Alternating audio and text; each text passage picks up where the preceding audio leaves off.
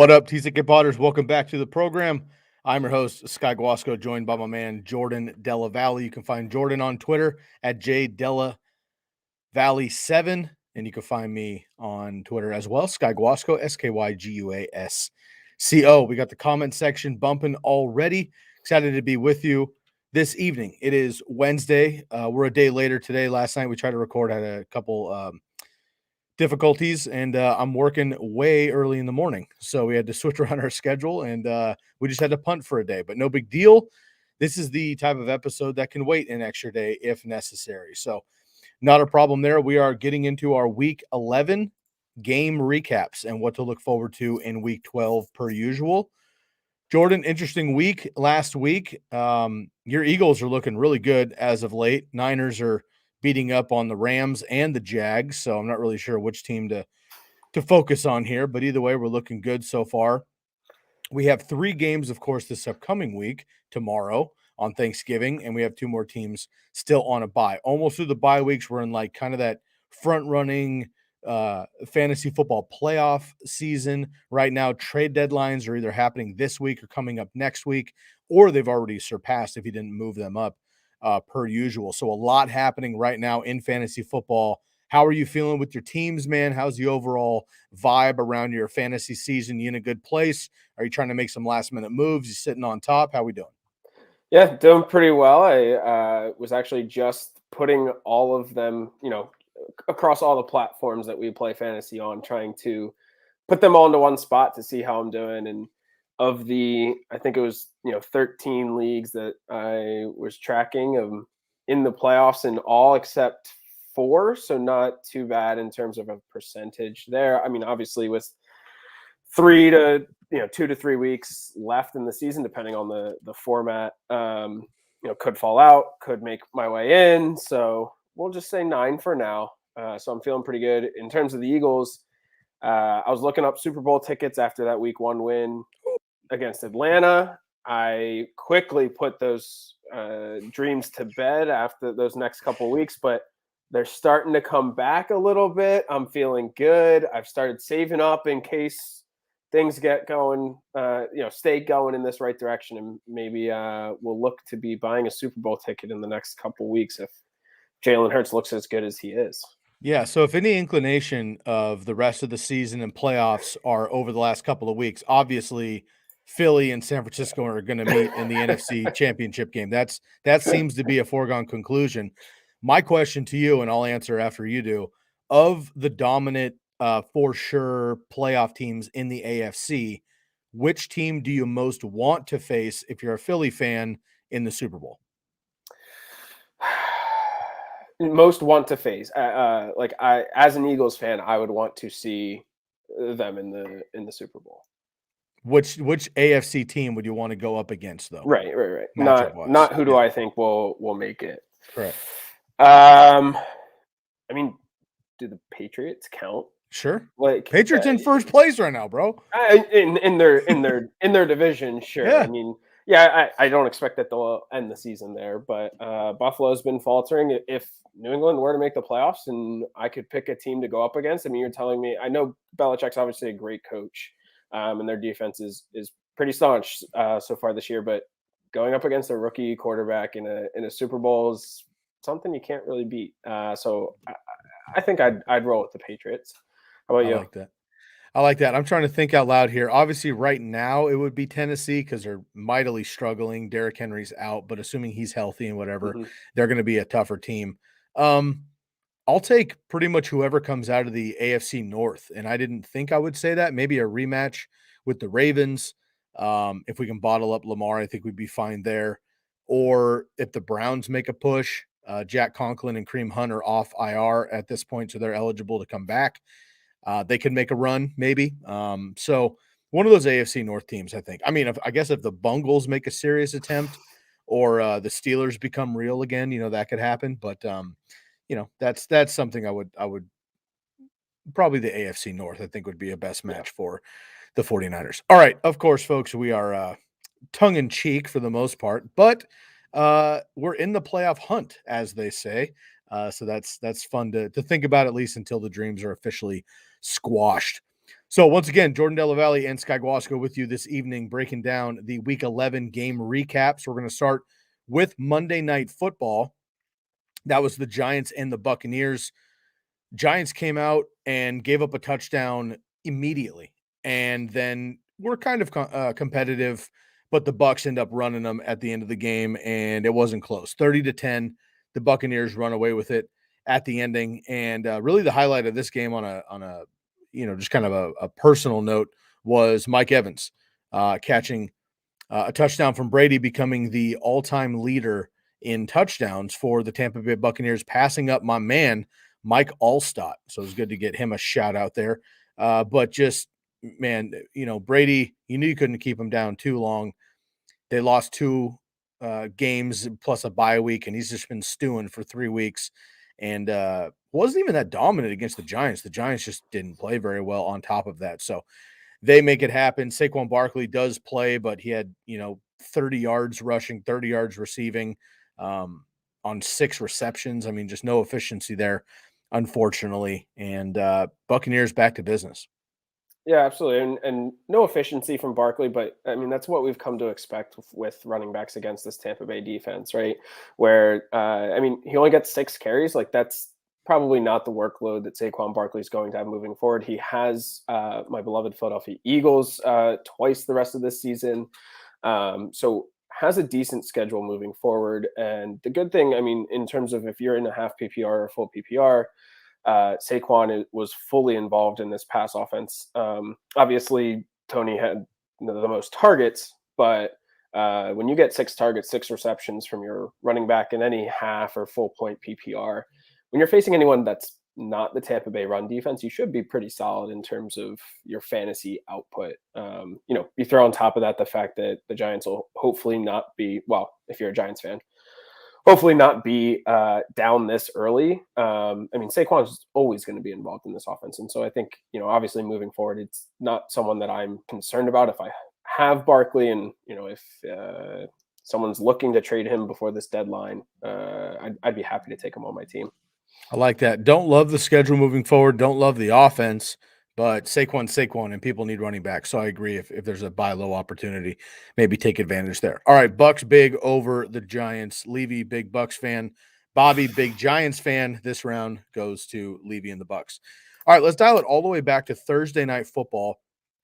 You and I don't usually do Thursday night recaps because Bob usually handles those quickly before he gets into player trends episodes.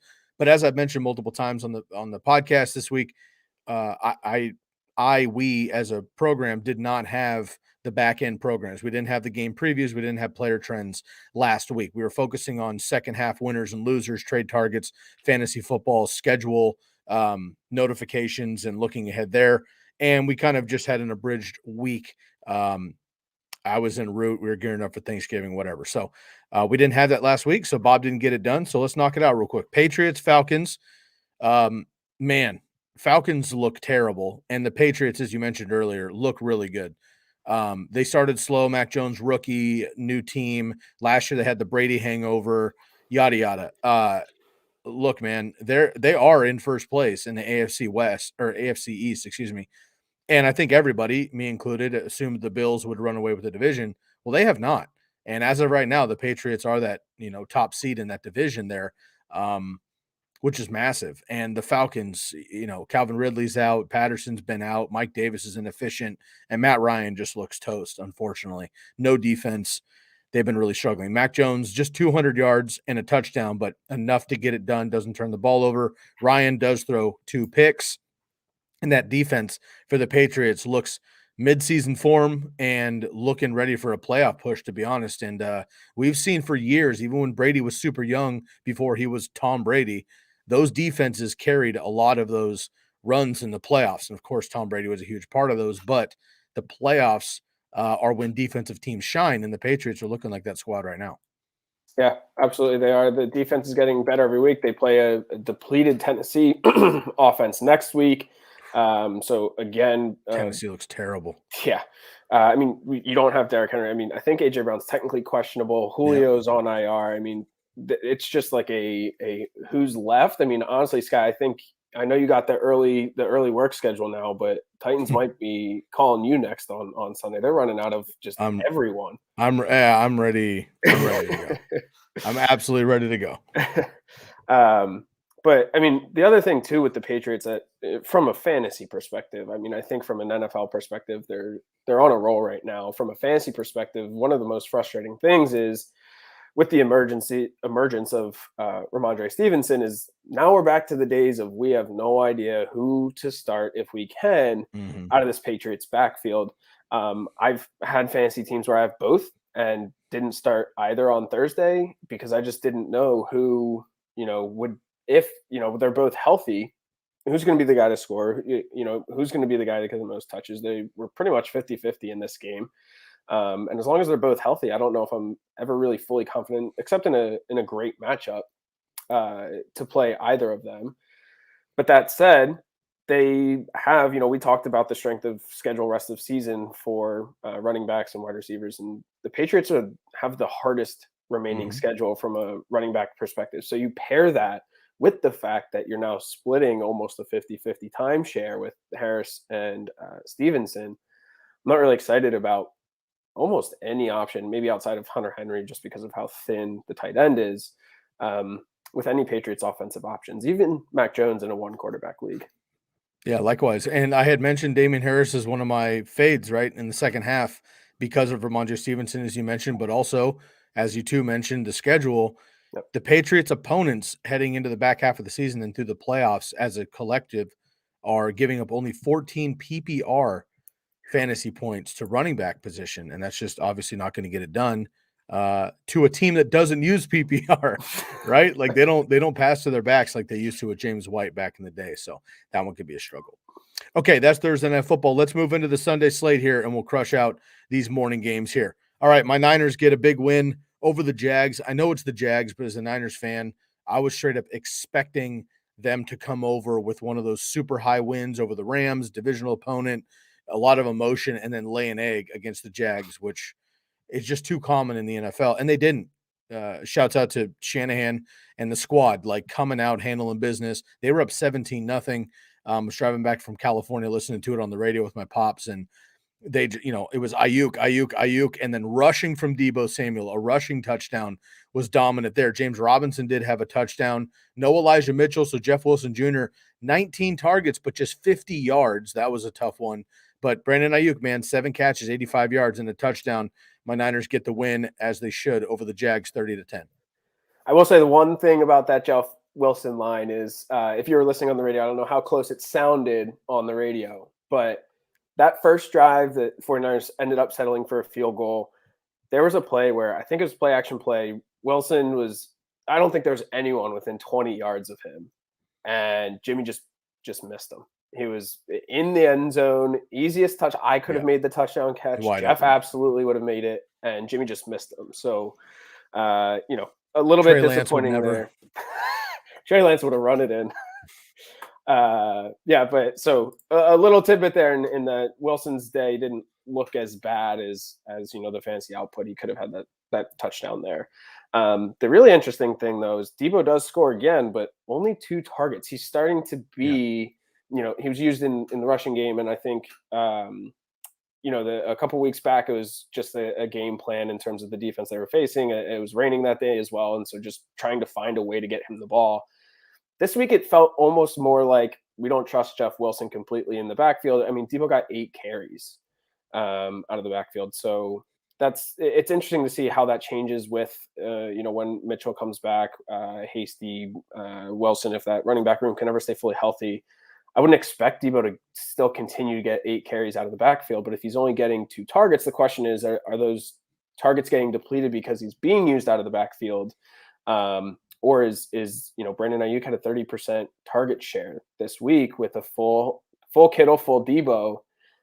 Is it almost Ayuk's time now in the season where he's going to start to emerge and kind of cut into what we've known as Deebo to be the wide receiver 2 on the year? Yep. And Cynthia Freeland brought him up on episode 500. I brought him up a couple of weeks prior to that. We've been selling to sell high on Deebo for a month. And to Debo's credit, he's been dominant for the last month. So if you didn't sell him, you're stoked because he's doing well. Yeah. If you did, acquire him, you've also been stoked. So, it's a win-win either way. But I do think that Debo's going to start dialing back a little bit. And the 49ers want to run and run often. And if Debo can be a switch hitter, in the backfield as well, kind of Cordero Patterson-esque, absolutely Shanahan's going to use him that way, right? So we see it with Robert Woods a lot with the Rams, same offense. When you have that weapon there, I think that's a great option. Okay, let's move on here to the Bills and the Colts. The Colts, massive victory here over the Bills. This one kind of shook the NFL a little bit. And I think, we've been seeing the Colts. They started very slow. And we saw them kind of bubbling, right? They get a good win here. They beat a bad team there. They run off a couple in a row. Carson Wentz is playing really well. He's healthy finally after 2 sprained ankles to start the year. Jonathan Taylor's starting to warm up. Michael Pittman's starting to emerge. And then you blink, and all of a sudden the Colts are, I would argue, like probably the hottest team in the AFC right now on a consistent basis, obviously with that running back dominance with Jonathan Taylor. The Bills came into the week number 1 against letting up the least amount of rushing yards on an NFL term in the NFL. They left that game in 14th place. So Jonathan Taylor put up 204 and 5 touchdowns. If you had him in fantasy, you dominated. If you had him in DFS, you won money. Jonathan Taylor, absolutely the hottest player in fantasy football in the NFL right now. Josh Allen, 209, 2 touchdowns and 2 picks. Stephon Diggs does have 2 scores as well. And Dawson Knox comes back, 6 catches, 80 yards. That's a massive game from a tight end without a touchdown. If he were to score a touchdown, we're talking 20-plus fantasy points. Dawson Knox is back. And I've got him in my top 6, man, the rest of the season. And I don't even know if I would start like a Dallas Goedert, TJ Hawkinson, Kyle Pitts automatically over a Dawson Knox. I think it's Kelsey, Kittle, Waller, and Andrews. And then I'm definitely considering Dawson Knox every week in that kind of 5 spot. Yeah, I think it's the same for me. I mean, the tough part about the Bills offense, and especially the passing offense, is there's so many good options for Josh Allen that it could be Knox, it could be Diggs, it could be Sanders, it could be Beasley that gets, the touch. I mean, 2 weeks ago, it was Breida finding the end zone.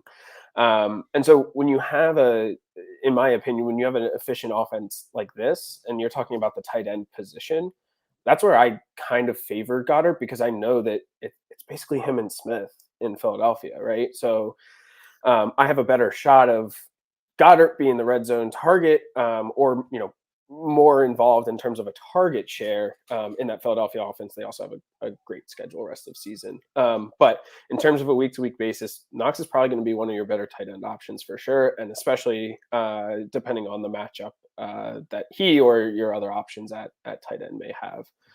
So hopefully he held him through the injury, or at least acquired him towards the tail end. And a little bit of a personal anecdote from this one. Sky, I faced a Jonathan Taylor, Austin Eckler stack this last week. Whoa, nice. Yeah, that one was fun. That's 9 touchdowns coming your way. That was. Yep, 9 total touchdowns from 2 players. I think I had no shot after the Jonathan Taylor game, but the Eckler was the definite nail in the coffin of that matchup. So I wasn't looking forward to recapping this one, which is why I stuck with Knox instead of anyone on the Colts. Oh man, last year on Christmas Day, I believe it was. Yep, Was it? it was Christmas Day? Yep. Alvin Kamara scores his 6 touchdowns.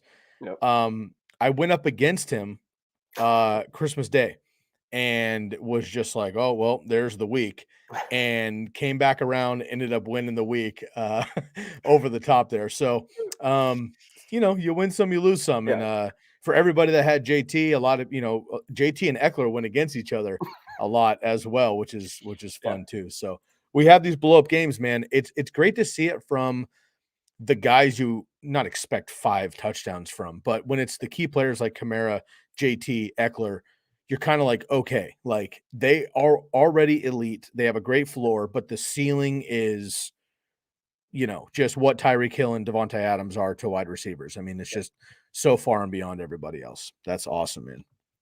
Okay, let's move on to the Dolphins and the Jets here. Dolphins squeak it out against the Jets 24-17.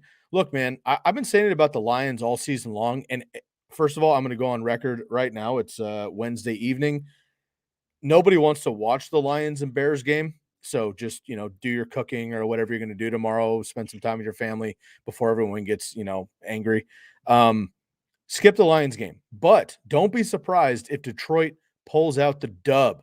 I'm throwing that out there right now. I think the Lions get the win tomorrow. I've been saying about the Lions all season long. They're a good, really, really bad team, meaning they've been competitive all season long outside of 1 or 2 games.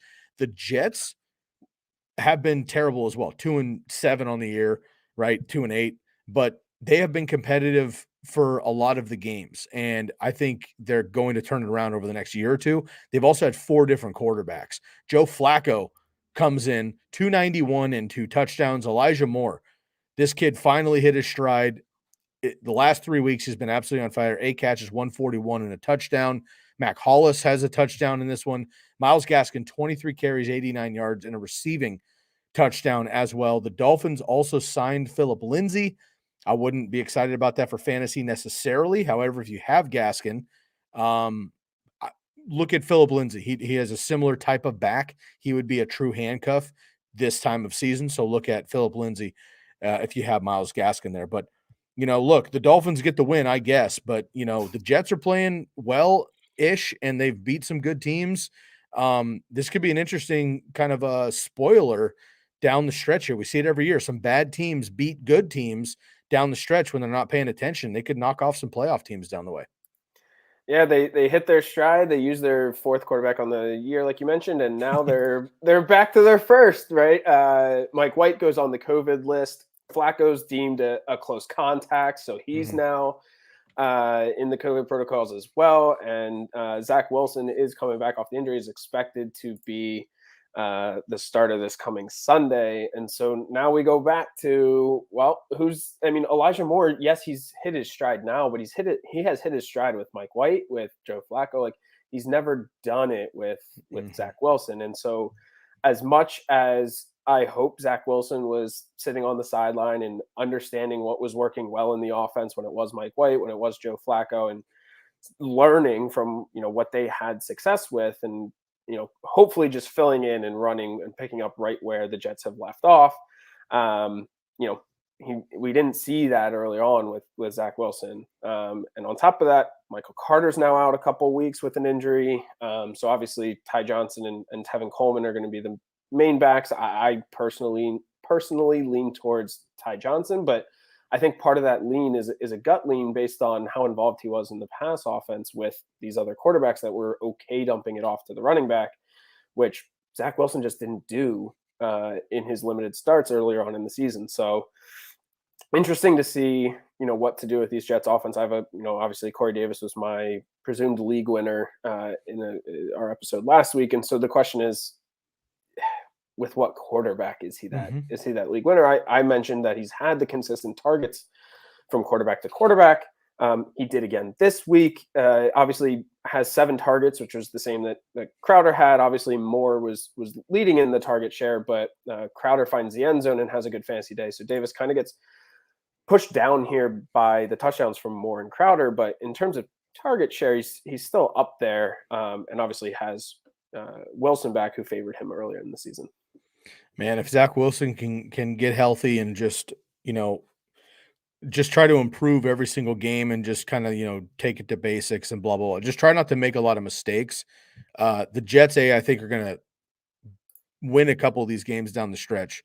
And B, I think they're going to be a good team in the next 2 years. I really believe in Sala and LaFleur. Obviously, I'm biased at them as Niner guys, but I just think what they're doing, the package, the way the team's built, they have a nice receiving core. They need to get a stud running back to stay healthy. Maybe Michael Carter is that guy long term, but shouts out to the Jets. I've also got a childhood buddy who's the assistant kind of get back coach, right hand man to Sila as well from the 49ers. They brought him over to New York as well. So kind of low key rooting for the Jets. Let's go Jets. Also big Gary V fan. All right, last one here before we take a break. I do see a handful of questions, start sit questions in the comment section. We will get to those in just a couple of minutes. Hang out with us. We're going to do one more game, and then we'll get to your questions here after a quick break. Let's talk about those Lions. I mentioned kind of the Lions in the NFC, the Jets in the AFC, kind of apples to apples there. Swift, 14 carries, 136 yards, and a touchdown. Leads the NFL in running back targets and receptions. Not Eckler, not Alvin Kamara, DeAndre Swift. And he is the one true miss for me this fantasy offseason. I was worried about the groin coming in. I was worried about Jamal Williams, who was fine until he got hurt too. I was worried about the offense, yada, yada. I basically faded Swift in like the 4th round for Allen Robinson, Cooper Kupp, some of these guys a lot, and blew it. That's really the one miss for me this year. But Nick Chubb, 22 carries, 130 yards, and a receiving touchdown. I mentioned Kareem Hunt and Jack Conklin on the offensive line, both eligible to come back. So we'll see how that changes this offense, if at all. Hopefully for the better in both accounts there. But the Browns do get the win, 13-10, excuse me. Not pretty. Again, another game the Lions could have won. We'll see if they can get it done tomorrow against the Bears. Yeah, I mean, I personally don't think that they will, but I do see where you're coming from in that if they're ever going to win a game, maybe it is this one. But in terms of looking at this game a little bit deeper, the one thing obviously that jumps off the page is Nick Chubb's back, and Dearness Johnson basically doesn't have a role anymore.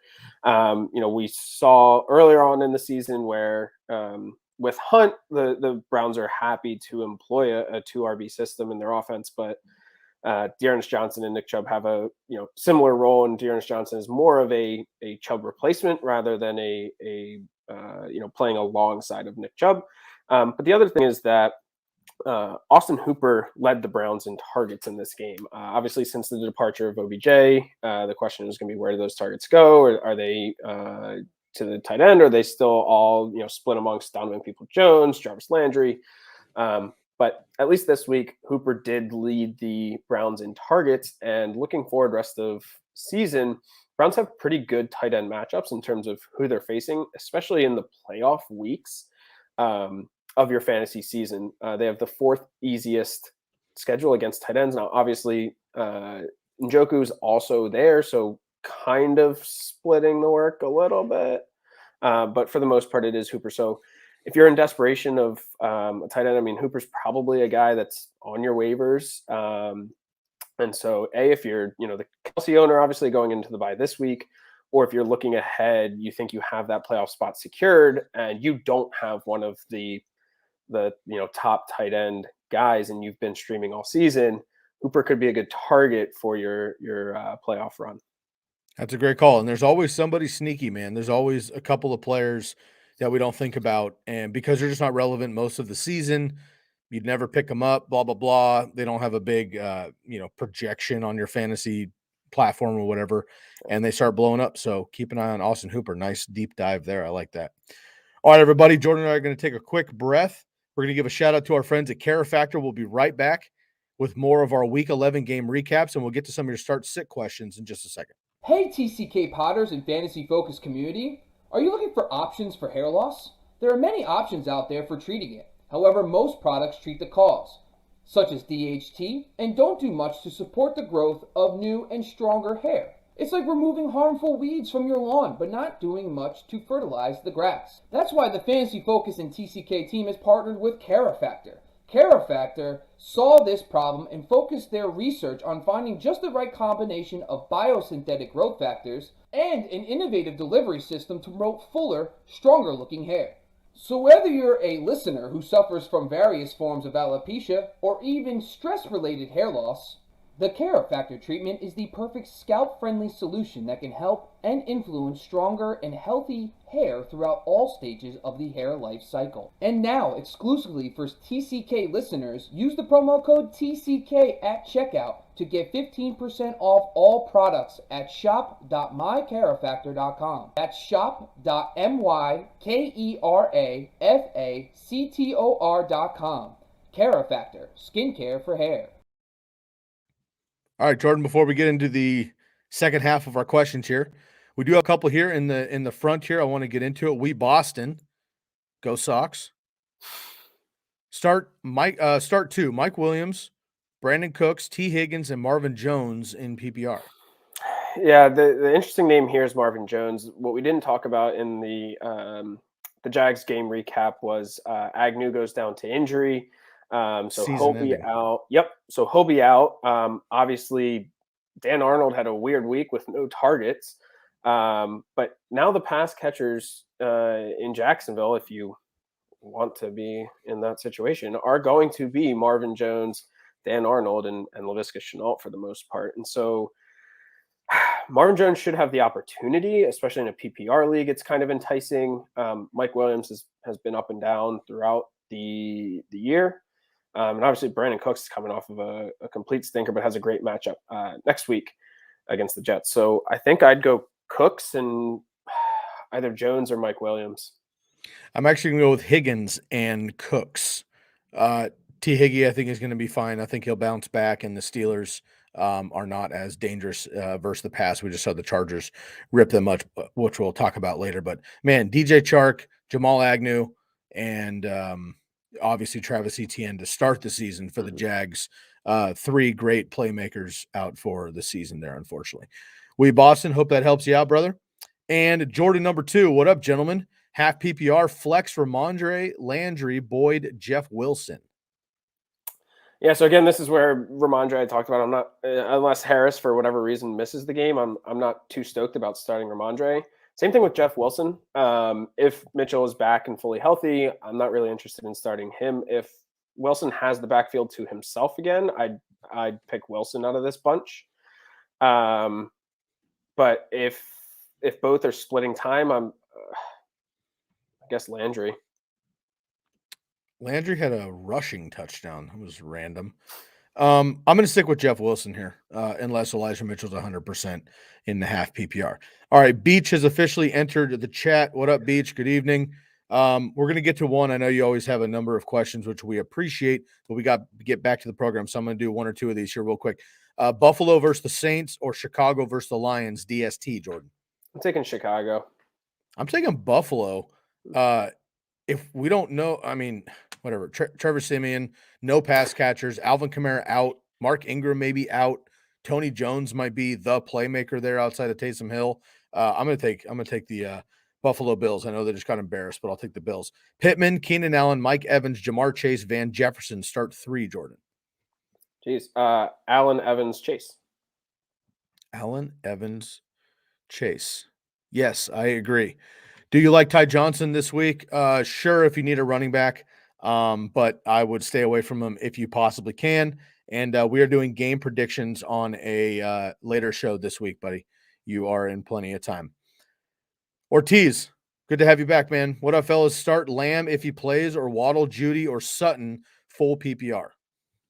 Starting Lamb if he plays. The matchup is great, and with Amari Cooper missing again due to COVID, he'll by far lead it. I mean, I think he has been leading it, but even without Cooper, he'll lead it even more.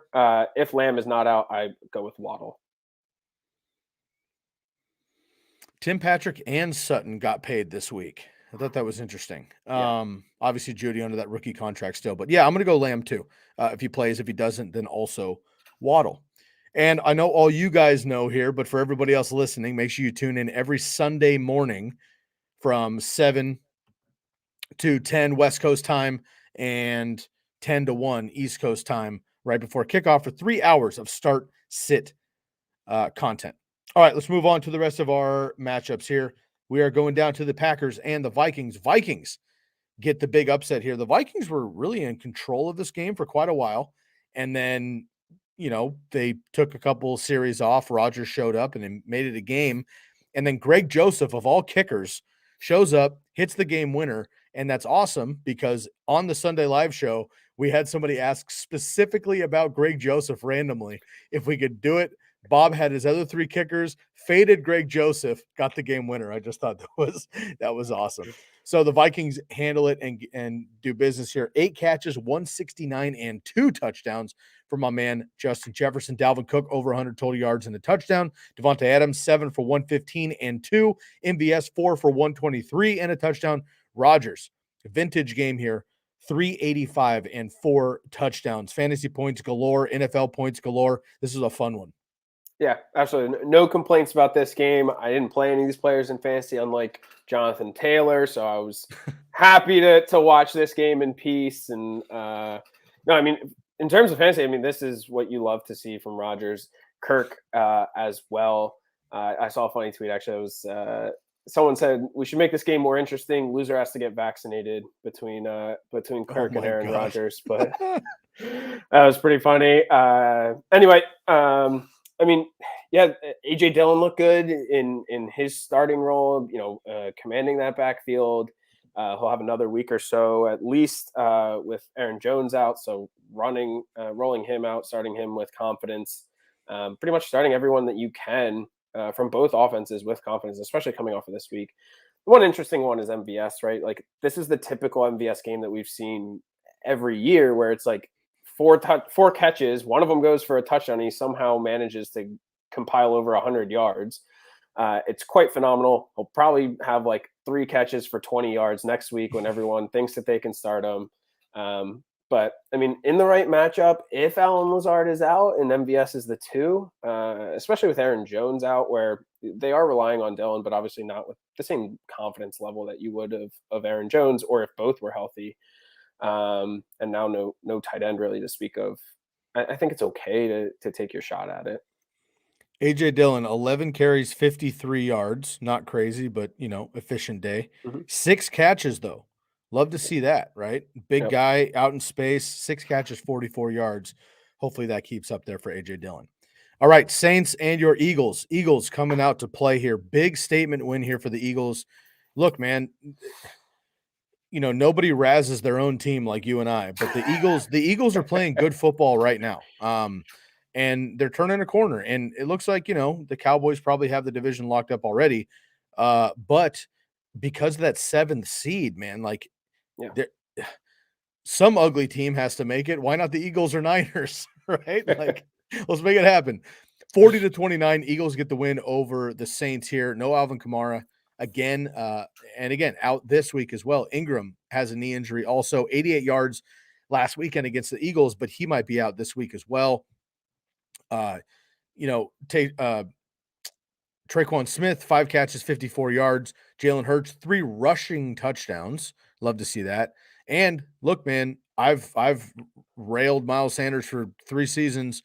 You called him out as a, buy low, rest of season winner for you during our second half outlook. 16 carries, 94 yards. Like to see it, dude. Like to see it. If he's going to get the work, I might be able to actually buy into this. Like to see it. And he also did fumble in this game, which obviously for the Eagles wasn't too impactful, but for fantasy, you take the negative points there. But what was really encouraging to me is I took a deeper look at this, and the reason why Sanders was a buy low was because of the upcoming schedule and that usage that we talked about. He got the usage here with 16 carries, but this was basically the hardest matchup that the Eagles had rest of season when I gave those stats and numbers last week. So New Orleans is second best in terms of fantasy points allowed to the running back position in a half PPR format. This week, against that very good defense from New Orleans, Sanders was the running back 26 in the half PPR format. That includes the fumble. That's without any touchdowns. Jalen Hurts rushes for 3. As much as I love the guy, he's not going to do that every week, right? It's the same thing that we saw a couple weeks ago with the Eagles running backs scored 4 rushing touchdowns. Jalen Hurts had a bad fantasy week. And the talk track there was the Eagles running backs aren't going to score 4 touchdowns every week. Like Jalen Hurts is going to get his. He gets his this week. Obviously not going to be the same moving forward, but without a touchdown, with a fumble, Miles Sanders is the running back 26, which is flexible, like a fringe RB2 in half PPR, didn't have any catches, and was behind guys like DJ Dallas and Ronald Jones, who just happen to fall into the end zone.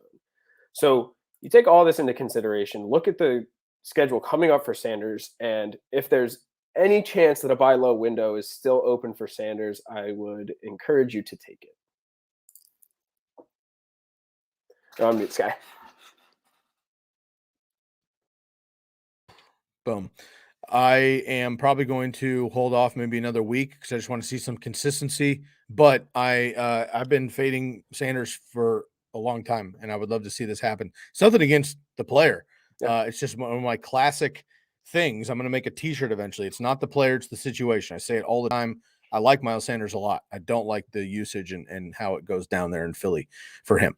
Okay, let's move on here to the Texans and the Titans. Man, Titans wheels have fallen off, at least for this week. They've had some very impressive wins without Derrick Henry. Defense has looked a little bit better. Julio has basically not been existent this year, which is really sad. And I just hope for football that one of the best players of our generation for sure isn't just done like this. I mean, this is just, it's ugly and unfortunate. AJ Brown also coming up gimpy. They release Adrian Peterson, bring him in for a couple weeks, release him, which is unfortunate. So wheels are kind of falling off here for the Titans. On the other side, Texans at least showing a little gusto. I like to see that. So they get the win here, 22-13. 4 picks for Ryan Tannehill. Nick Westbrook-Akeen, 7 catches, 107. He's the guy probably, I guess, for Tennessee now. And Tyrod Taylor, 2 rushing touchdowns as well. Pretty ugly game here. Texans get the win, which obviously doesn't matter for them. If anything, it hurts them as far as draft capital at this point in the season with the Jets and the Lions. But the Titans, man, cannot afford, like the Bills did it with the Jets the other week, right? Like the good teams in good position this time of year cannot afford these overlooked games. This is a bad loss for the Titans. Yeah, bad loss, and they've done this all year. Like they lost to the Jets, now they lose to the Texans, and I'm blanking on who their third loss was, but they've beat the Chiefs, they've beat the Bills. Like it's just a weird season for the Titans so far. Obviously, losing your top talent will potentially do that, but I think it goes past that. I mean, even with the talent that the Titans had available in this game, they should have won this game against the Texans. I mean, I think everyone was shocked, especially as 9 points isn't a terribly blowout, but it is a 2-score game, which is quite shocking that the Texans would lose by 2 scores to the Titans. I mean, looking forward to both of these offenses. I mean, I think Brandon Cooks is really the only one that I'm even remotely interested in. I mean, the Texans backfield gets a little bit of clarity with Lindsey now gone, and it's just, I think, Rex Burkhead at this point for them. But you don't feel comfortable starting him. Tyrod Taylor had a decent rushing floor, has a good matchup next week, but I mean, for the most part, it's not a good passing offense, and one that I don't want a part of unless it's Brandon Cooks that I'm maybe taking the shot on. But again, this is where we talked about preseason. Tyrod Taylor just doesn't really have that pass floor that most quarterbacks do, and just usually isn't consistent in being able to support a wide receiver on a week-to-week basis. And that's where you get these duds from Cooks, who goes 3 for 18 or whatever it was. Mm-hmm. Yeah, similar to Cam Newton. Obviously, Tyrod Taylor and Cam Newton are different physically and everything else, but at this point in their careers, not great passers, still pretty athletic, can rush here and there. And then for fantasy, they kind of have that buoy for fantasy points. Quickly going over this. Lost to Arizona. Tennessee lost to Arizona 38-13 opening day. They then beat the Seahawks, the Colts, lost to the Jets in week 4, 27-24, beat the Jags, Bills, Chiefs, Colts, Rams. How about that? 4 weeks.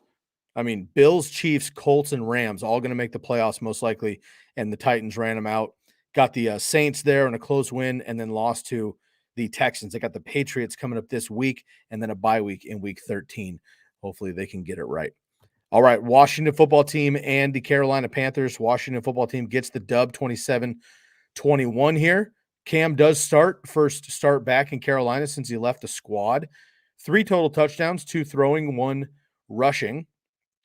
Christian McCaffrey, 119 total yards and a touchdown. Pretty normal stat line for him. Terry McLaurin, 5 catches, 103 yards and a touchdown. Antonio Gibson, 19 carries, 95 yards. He does have a fumble in this game, but last 2 games for Antonio Gibson after about 6 weeks of very frustrating outputs in fantasy football. 26 carries 2 weeks ago, 19 last week, getting it done there for Antonio Gibson. You know who Antonio Gibson had a similar stat line to? Miles Sanders. Dude. It's almost identical. I actually think Gibson might have had 3 more carries, but both with no catches, both all rushing, both fumble. But it's interesting just to see, like, that's the narrative shift that we look at a lot of fantasy things through is, well, Gibson was frustrating the last 6 weeks, comes back and has a little bit of a bump up, and we're positive. He's trending in the right direction, where versus Sanders, who's been out, comes back. And now the question is, well, he didn't look as great. I mean, I'm fine with both of these guys moving forward. I think both have pretty good schedules rest of season. Both are heavily involved in the offense, so I'm not worried about either. But just want to point out there that the differences and similarities between the 2 running backs. If you're not in on Sanders, it's my last Sanders plug, at least for today. I love that. Shouts out to my friend Kenny Gainwell, who used to play for the Eagles too. He was a lot of fun with preseason hype. All right, let's move on here to the Bengals and the Raiders. Bengals get the win here, 32-13. Joe Mixon, 30 carries, 123 yards and 2 touchdowns. Jamar Chase scores again. And Darren Waller, 7 catches, 116 yards. He's had about 3 or 4 of these Darren Waller games.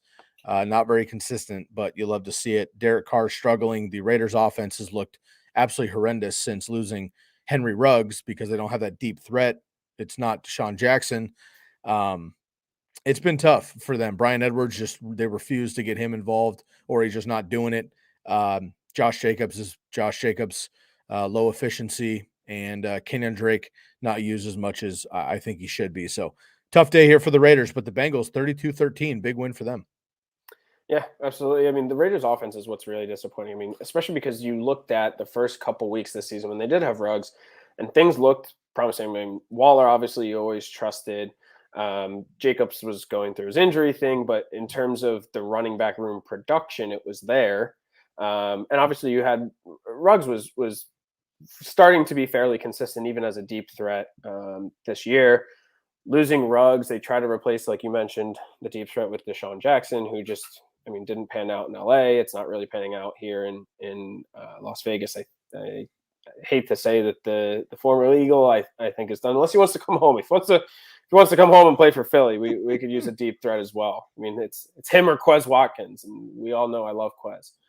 So, it's really disappointing to see this Raiders offense have just fallen off. I mean, I tried to stream Derek Carr in this matchup this week, but they've just been struggling these last couple weeks. I'm fully out on pretty much any Raiders offense except for Darren Waller, just because of how thin we are at running back, and obviously the dude's just great.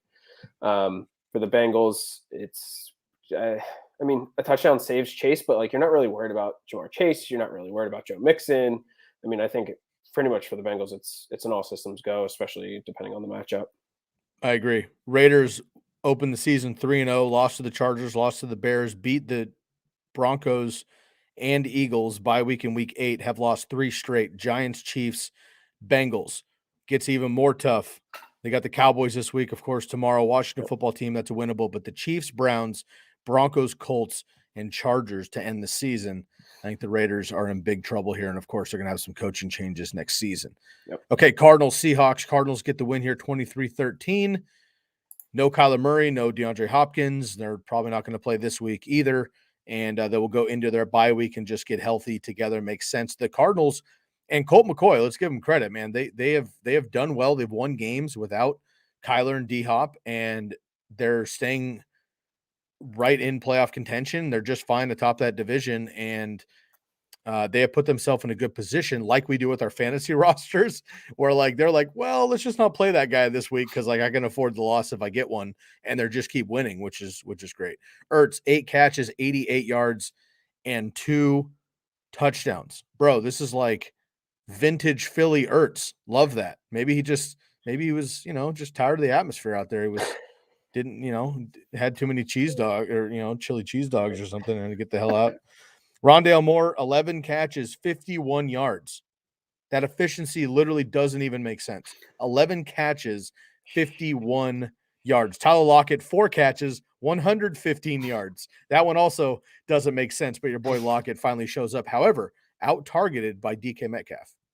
Yeah, absolutely. I mean, that's pretty much what we've seen almost for a majority of games where they've both played and have been healthy with Russ Wilson. DK typically does out-target Lockett, but Lockett seems to do well on less volume. So not too worried in terms of targets there for Lockett, especially coming off of what you lived through with Geno Smith. You're happy to have Russ back and see this production from Lockett. But the interesting thing is, I mean, the Seahawks offense as a whole really hasn't been doing well, especially Russell Wilson since coming back from the injury. I don't know if he's, not 100%. I mean, obviously he's good enough to play, but a finger injury is a finger injury. That's something that you could play through without being 100% and still have it affect your performance a little bit. Have Washington coming up Monday night here this week. Hopefully, what is a get-right game? The question is, do you have the stomach and the confidence in this offense and Russell Wilson? I mean, I think you're starting DK and Lockett. If you have them, Lockett might be the one that, depending on where you drafted him, you might have better options or trades. But, do you have the confidence to roll these guys out there off of, back-to-back subpar weeks, despite the good matchup on a Monday night? Yeah, I'll fire him up.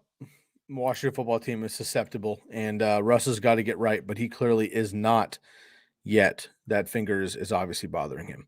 All right, 2 more games here to preview. We got the Cowboys and the Chiefs, supposed to be the game of the week, maybe the game of the year. Fantasy football points galore, bonanza, whatever you want to call it. 19-9, Jordan. Chiefs get the dub here, an ugly one. Amari Cooper does not play this game. He will not play tomorrow either. CeeDee Lamb gets a concussion, leaves the game early. He is questionable, trending in a positive direction, but he still has to get a neurologist to pass him for tomorrow. So fingers crossed there. Dalton Schultz, 8 targets, 6 catches, 53 yards. Clyde Edwards-Helaire returns, 12 carries, 63 yards, a touchdown. Just a really fun old school option Andy Reid goal line play to get his touchdown, but it was good to see him back in there. Darrell Williams, still, just like 4 touches, I think, in this game. Kelsey, 5 catches, 74 yards, rushing touchdown. He easily will go down as the most rushing touchdowns by a tight end in NFL history. I think he's got like 6 or something ridiculous with all these like wildcat plays and stuff. So Cowboys, man, just blow people out or don't show up, and they just didn't show up. Chiefs weren't even the Chiefs in this game, but they get the win. Yeah, this was the opposite of the Packers-Vikings game that we talked about earlier. That game, everyone was stoked to see it, especially from a fantasy perspective. It was entertaining for NFL purposes. And then we watched this game after, and we're like, what? That's it?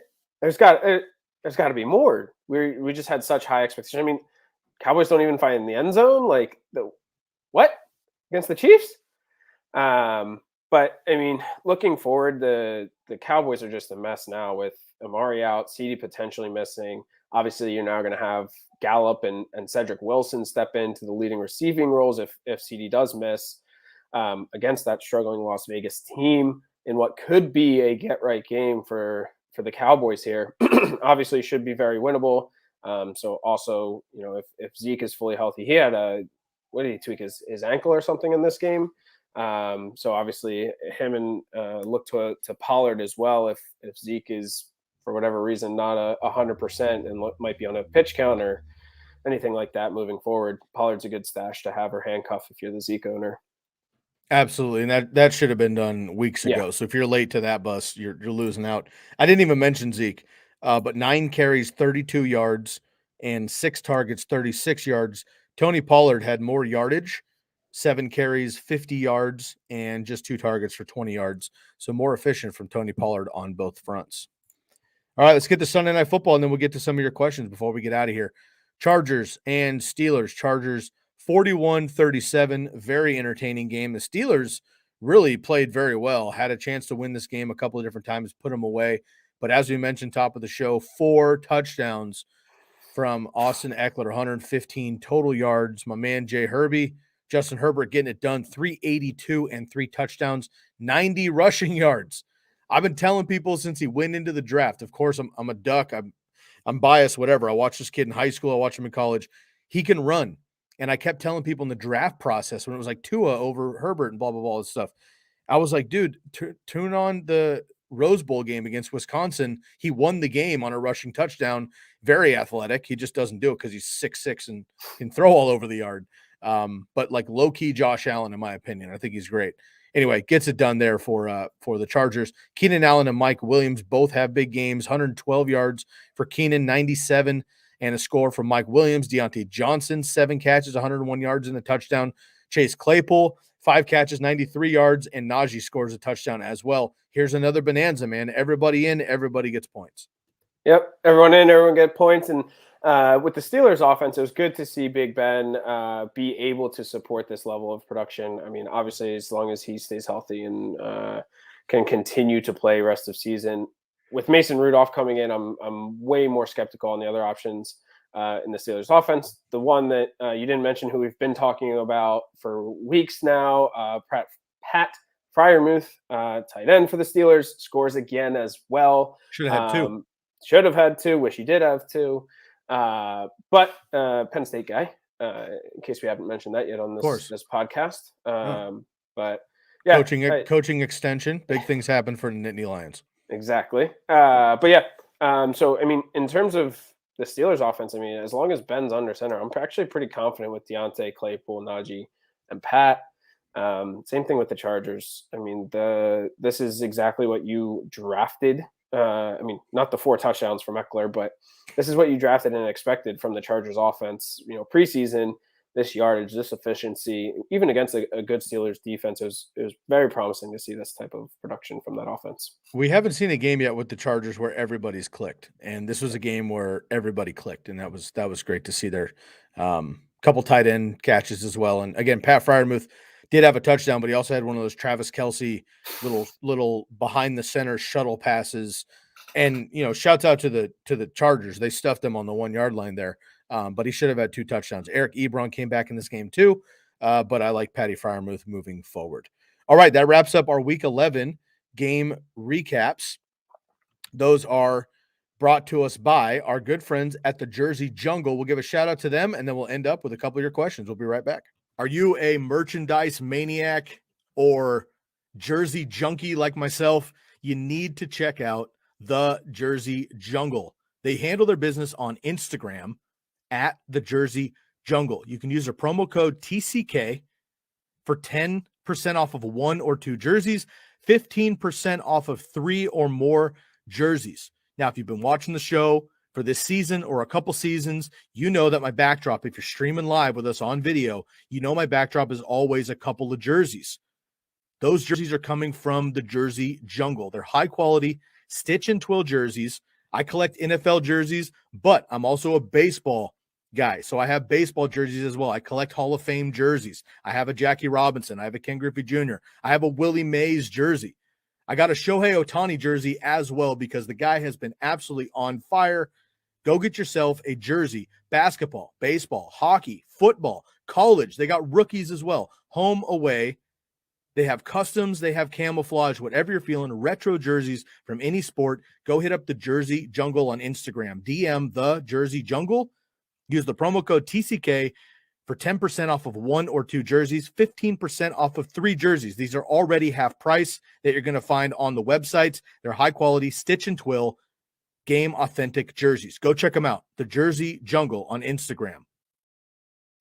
Shohei Ohtani, unanimous MVP.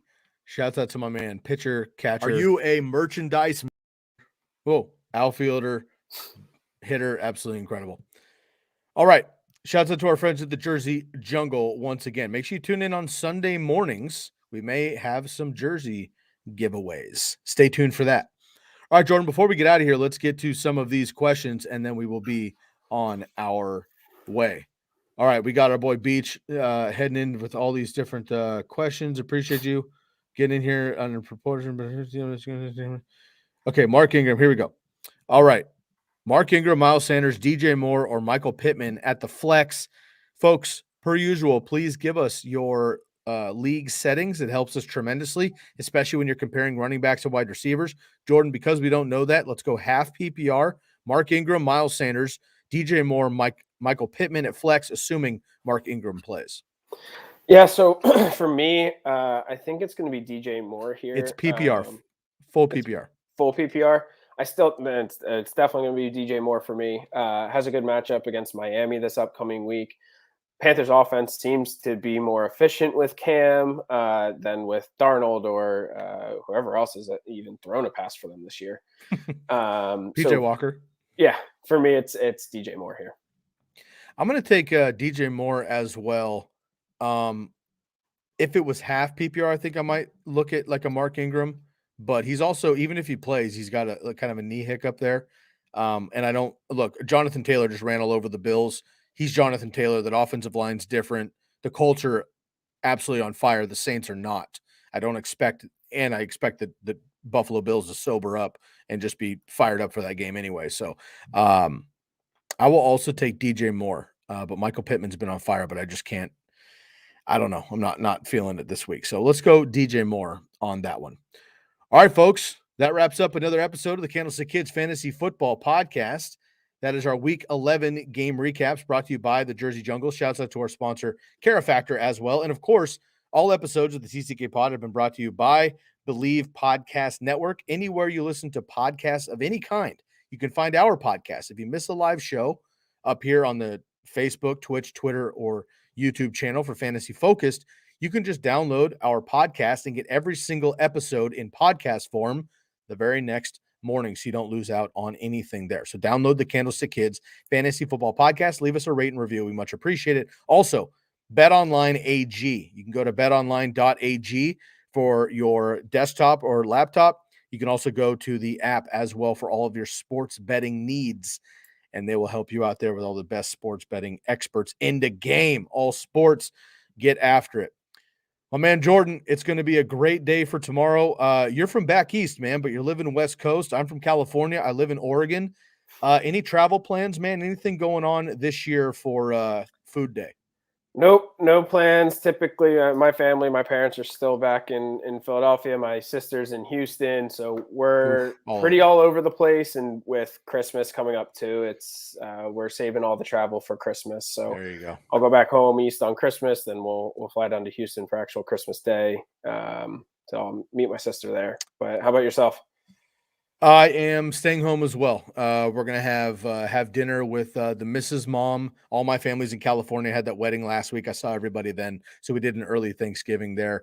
That was a lot of fun. And I work Black Friday, so we're just hanging home, watching a little football, and we're gonna enjoy that. Before we get out of here, man, this will be our hot topic brought to Bomb Banana hot sauce, which you should have on any of your Thanksgiving dishes. Bomb Banana hot sauce, banana-based, not banana-flavored hot sauce. Our hot topic for the day to end the show, Jordan, food or beverage, top 3 must-haves during a Thanksgiving meal for you. All right, the first one's real simple because I'm a big meat guy. I know Tom's a big plant-based. I'm the opposite. So the turkey is the staple. Don't substitute the ham. Get the turkey. That's what it's Turkey Day. We draw turkeys. Kids draw turkeys. It's turkey. Don't substitute a ham. So turkey's one. Like around the exactly. That's number 1 for me. Number 2 is going to be mashed potatoes. You got to balance out the proteins with the carbs. And then the third is going to be my mom used to make a green bean casserole with the French's fried onions. Oh yeah, of course. Of course. So it's got to be the way my mom made it. I don't know how she makes it differently, but I'm telling you, it's different than the way I've had it anywhere else. Maybe this year I'll ask her for the recipe since I'm not going home for Thanksgiving. Love it. All right, I'm going to give you a free gravy of your choice as well with the potatoes. It's a bonus add on there. All right, I am going to go with. I like sweet potatoes personally. I'm a yam sweet potato guy, so I'll substitute the sweet potatoes in for the mashed potatoes, and instead of gravy, I'm gonna take homemade cranberry spread, not like the canned shit. Yep. Like homemade tart. Like my lady makes some bomb cranberry spread. It's absolutely unbelievable. And then I'm gonna skip right to the finish line, dude. Mom's apple pie. I mean, I could literally eat an entire apple pie to the dome. I go all the way to the finish line, and I gotta end the night on an apple pie or two. I was wondering if you were an apple pie or a Oh. pumpkin pie type of guy. Oh, don't get me wrong. I've been known to put down half a pumpkin pie as well. But for me, apple pie is 101, right? Like that's like no matter the format of my dinner and my meal, I'm going apple pie at the end. But if something happens to the apple pie, I'm absolutely willing to audible last minute to a pumpkin pie. Not a problem. Wishing everybody safe travels if you're out there. Happy Thanksgiving to everybody out there. We are appreciative and thankful to everybody who's been with us since 2018, 500 plus episodes, the entire crew here at TCK and Fantasy Focused. We want to wish you a safe day. Enjoy the 3 games of football, as ugly as they may be. And we will be back with you for the rest of this week, and we will trot on. Be good to yourself. Be good to each other. Enjoy the time with family, even if it's frustrating. You never know when that will be behind you. So enjoy yourself. Be safe. Eat well. Sleep well. And we'll catch you next time on the Candlestick Kids Fantasy Football Podcast. For my man, Jordan Della Valle, I am your host, Sky Guasco, and we are out of here.